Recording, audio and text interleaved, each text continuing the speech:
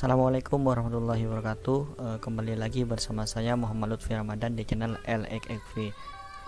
Untuk kesempatan kali ini saya akan menjelaskan mengenai praktikum konsep jaringan.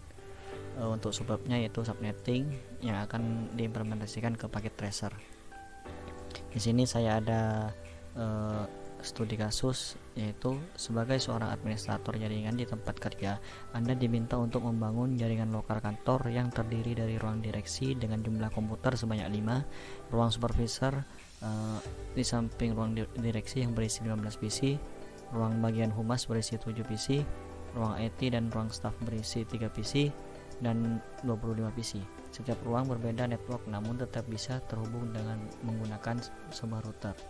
Untuk perintahnya, di sini A. Gambarlah desain topologi jaringan yang akan Anda bangun. Tentunya nanti saya akan menggunakan paket tracer.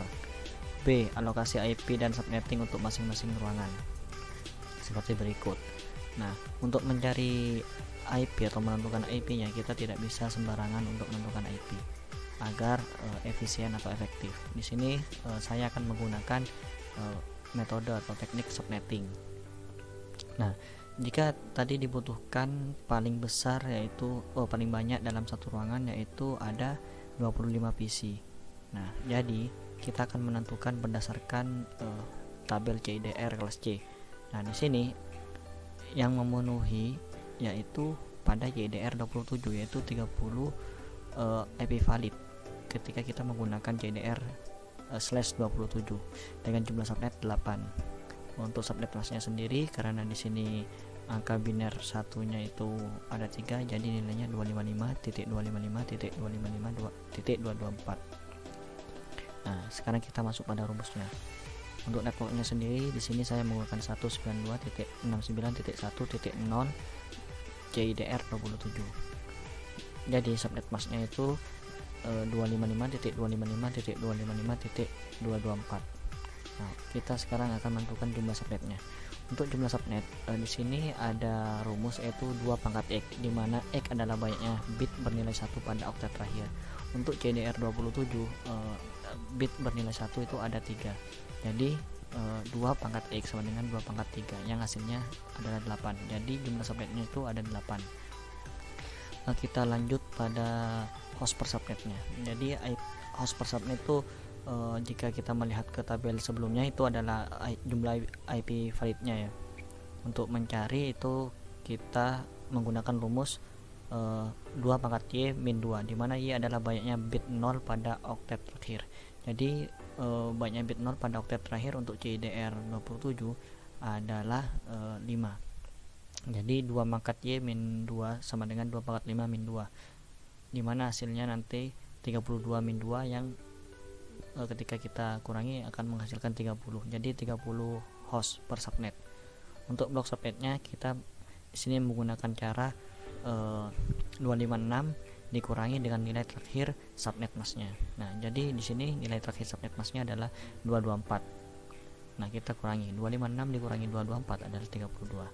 Nah, jadi untuk subnet pertamanya itu adalah 0, lalu subnet kedua adalah 32. Terus untuk menentukan subnet berikutnya kita tambahkan saja dengan hasil pengurangan barusan, yaitu 32 ditambah 32 sama dengan 64.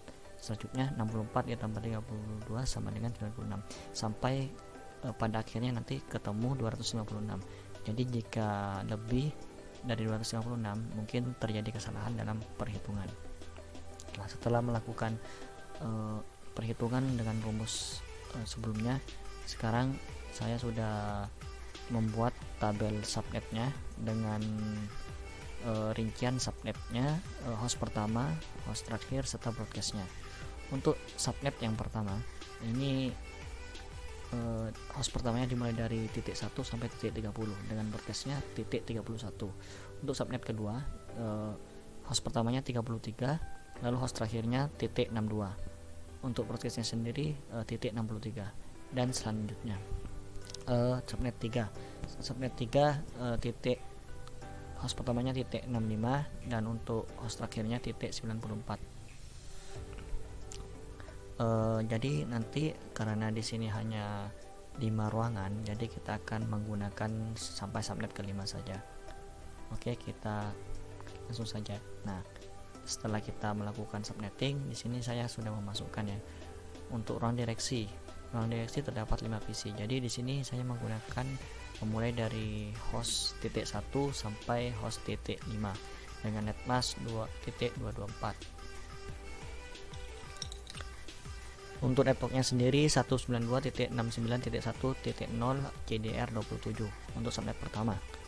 Untuk broadcastnya sendiri 192.69.1.31. Untuk gateway-nya di sini sebenarnya terserah kalian mau menggunakan berapa, asalkan gateway ini nanti tidak digunakan untuk IP-nya nanti. Nah, untuk gateway-nya sendiri di sini saya menggunakan IP sebelum broadcast agar terlihat lebih teratur, atau kalian juga bisa menggunakan IP setelah host terakhir yang kalian gunakan. Nah, untuk ruang direksi seperti ini. Untuk ruang supervisor di sini dari 3.33 sampai titik 47. Untuk ruang humas di sini dari titik 65 sampai titik 71. Untuk ruang IT dari titik 97 sampai titik 99, dan untuk ruang staff dari titik 129 sampai titik 153. Oke, kurang lebih seperti itu untuk pembagian IP-nya, untuk alokasi IP-nya. Oke, sekarang kita akan lanjut pada paket tracernya. Nah, di sini saya sudah membuat simulasi menggunakan paket tracer, di mana untuk blok yang hijau ini merupakan ruang direksi, sementara untuk blok warna ungu ini merupakan ruang humas, dan untuk blok warna oranye ini merupakan ruang staff, untuk blok warna biru merupakan ruang IT, dan untuk blok warna kuning merupakan ruang supervisor. Nah, di sini untuk ruang direksi terdapat 5 PC. Nah, bagaimana cara kita menambahkan PC dalam paket tracer ini? Nah, caranya gampang saja. Kita pergi ke pojok bawah paket tracer. Nah, di situ ada end device seperti di gambar ini. Lalu kita bisa memilih end device-nya ini apa. Nah, di sini ada PC, ada laptop, ada server, dan lain-lain. Di sini kita menggunakan PC. Kita tambahkan saja 5. Nah, seperti ini. Nah, lalu kita buat di ruangan selanjutnya. Kita sesuaikan dengan kebutuhan. Jika kita butuh 7, maka kita tambahkan 7 seperti ini. Nah, lalu apa yang harus kita lakukan? Nah, kita untuk menghubungkan PC-PC ini dalam satu ruangan, kita membutuhkan sebuah switch. Nah, dimana switch ini nantinya akan dihubungkan kepada komputer-komputer itu dan saling menghubungkan nantinya. Nah, untuk switch sendiri di sini kita bisa pergi ke pojok kiri bawah seperti barusan. Lalu di sini ada network device. Nah, di sini kita bisa pilih switch. Nah, untuk switch sendiri ini banyak modelnya ya. Ini dari produk dari Cisco. Terus di sini saya menggunakan yang paling kanan itu 2950T. Nah, kita tambahkan saja nanti ke sini ya. Nah, lalu kita tambahkan kabel, kita sambungkan. Nah, bagaimana cara menyambungkan? Nah, kita tentukan, kita harus identifikasi dulu device-nya ini yang akan dihubungkan sama atau tidak. Jika berbeda atau perangkatnya berbeda, maka kita harus menggunakan kabel strike. Nah, kabel strike itu yang seperti di gambar ini, yang lurus warna hitam. Di sampingnya lagi ini kabel cross. Nah, kita menggunakan yang kabel strike. Kita tarik saja nanti sehingga bisa menghubungkan PC-PC-nya seperti ini. Nah, lalu apa yang harus kita lakukan setelah kita menyambungkan semuanya? Nah, kita atur IP-nya. Nah, untuk IP di ruang direksi kita sesuaikan dengan yang tadi kita buat. Nah, di sini dari 1.1. Nah, maka di paket tracer kita gunakan IP yang sama seperti yang kita lakukan untuk subnetting. Untuk caranya sendiri, kita perlu klik device yang akan kita tambahkan IP, lalu kita klik IP configuration, lalu di sini akan muncul ya kotak untuk mengkonfigurasi. Nah, untuk di sini kebetulan saya membuka yang IP-nya itu 1.2. Lalu kita isikan subnet masknya. Subnet masknya itu tadi .224, maka kita isikan di sini. Untuk gateway-nya sendiri di ruang direksi itu .30. Nah, lakukan semuanya sampai semua PC memiliki alamat IP. Nah, setelah itu kita perlu mencoba apakah kita sudah berhasil menghubungkan atau tidak. Caranya itu ada dua cara ya. Pertama, kita menggunakan ping yang disediakan oleh Cisco dalam bentuk GUI ya. Nantinya kita akan mengirimkan pesan apakah bisa menerima resource dan mengirim resource. Nah, untuk saya sendiri di sini akan menggunakan command prompt agar kalian lebih familiar dengan command prompt ini ya. Nah, di sini kita akan mencoba ping 192.69.1.2. Kita coba di sini mengeping PC dengan network yang sama. Nah, di sini bisa ya terreply, artinya sudah terhubung. Kita coba lagi dengan network dengan IP yang berbeda. Nah, di sini bisa ya. Nah, lalu lakukan hal tersebut, konfigurasi IP ke ruangan-ruangan lainnya juga. Di sini ke ruangan humas, ke ruang staff, ruang IT dan ruang supervisor. Nah, jika sudah terhubung dalam satu ruangan itu sudah saling terhubung. Nah, sekarang pertanyaannya bagaimana caranya kita bisa terhubung ke ruangan lain. Nah, pada kali ini kita membutuhkan satu buah device network lagi, yaitu router. Nah, untuk router sendiri di sini terletak sama seperti switch, yaitu ada di pojok kiri, lalu di network device, terus di sini ada routers. Di sini juga banyak model-modelnya ya. Untuk saya sendiri di sini saya menggunakan router ini ya, PT router. Nah, di sini apa yang harus kita lakukan? Nah, router ini sebenarnya hanya menyediakan 2 port. Nah, bagaimana jika ya kita akan menghubungkan dari 5 switch ini? Nah, tentunya kita harus menyeting ya dengan cara kita pergi ke router, lalu kita ke config, lalu kita pergi ke physical dulu, kita lihat dulu. Nah, di sini ada jika kita scroll ke kanan, di sini ada sebuah tombol. Tombol ini kita klik dulu. Nah, kita matikan dulu agar kita bisa menyetingnya atau menambahkan interface. Lalu di sini kita lihat interface yang ada itu namanya PT Router NM1CFE. Nah, oleh karena itu kita cari nama interface tersebut. Nah, ini ya seperti ini. Nah, untuk 4 interface di sini sebenarnya tidak ada ya. Saya menambahkan sendiri. Nah, nanti itu caranya kita klik, tahan, lalu kita drag and drop ke bagian yang kosong nantinya. Seperti itu. Nah, lalu jika sudah seperti itu, apa yang harus kita lakukan agar bisa terhubung? Nah, di sini kita perlu juga perlu mengkonfigurasi IP-nya lagi ya. Di router ini juga ada IP-nya. Nah, di sini untuk interface fast ethernet 0/0 terhubung ke ruangan direksi. Nah, lalu di sini kita klik. Nah, lalu kita bisa mengisikan IP address-nya. Nah, dari mana IP address ini? Nah, IP address ini merupakan gateway dari ruangan direksi ini.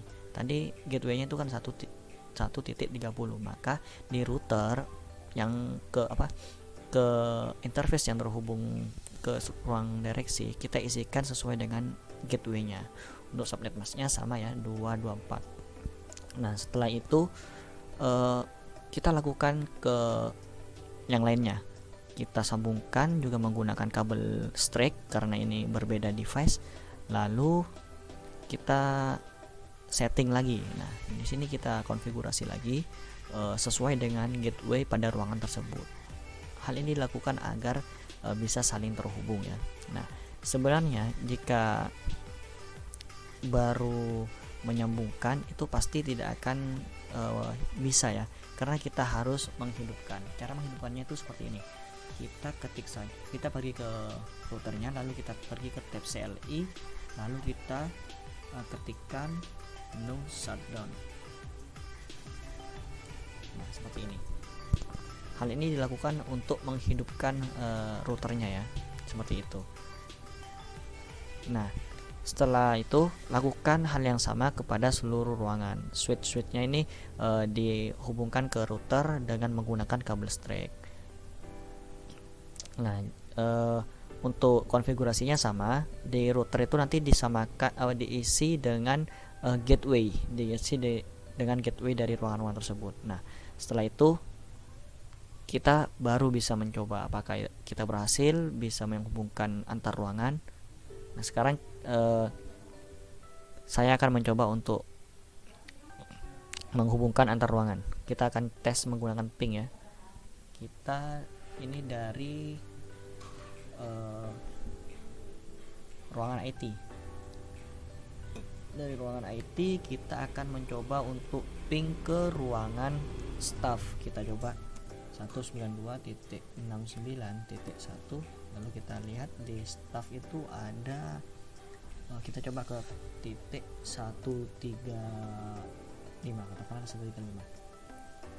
Nah, untuk pertama biasanya ini nanti akan RTO ya, request timeout, karena pengirim ini akan mencari kemana dia akan mengirimkan, mencari satu persatu. Nah, setelah itu biasanya akan langsung terreply. Nah, kita coba lagi sekali lagi, maka langsung akan terreply. Nah, seperti ini. Lalu kita akan mencoba ping ke network lain atau ke ruangan lain. Kita coba ke ruangan direksi ya. Nah, di sini di ruangan direksi itu ada PC dengan alamat IP 1.2. Kita coba saja. Pertama biasanya akan RTO karena masih proses mencari. Nah, yang kedua biasanya akan terreply. Oke, jika kita langsung mencoba lagi, maka ini sama seperti sebelumnya akan terreply secara langsung ya, tanpa menunggu. Nah, seperti itu. Oke, kita akan coba ke ruangan lainnya. Kita akan coba ke ruangan humas. Di humas ini ada 65 atau 66 ya. Kita coba saja ke 65.65. Kita tunggu. Nah, untuk pertama RTO, lalu kedua dan ketiga dan keempat ini sudah terreply. Jika kita mencoba lagi, maka langsung akan terreply seperti itu. Oke, kurang lebih seperti itu untuk praktikum kali ini. Jika ada yang ingin ditanyakan atau ada yang kurang jelas dari video saya, mungkin bisa tuliskan di kolom komentar. Intinya kita harus banyak praktis ya, kita banyak latihan. Untuk penentuan subnetnya juga kita harus banyak latihan, kita harus banyak mengerjakan studi kasus agar kita terbiasa dan dengan cekatan pada saat menghadapi sebuah permasalahan dalam jaringan. Oke, itu saja yang bisa saya sampaikan. Kurang lebihnya mohon maaf. Assalamualaikum warahmatullahi wabarakatuh. Terima kasih.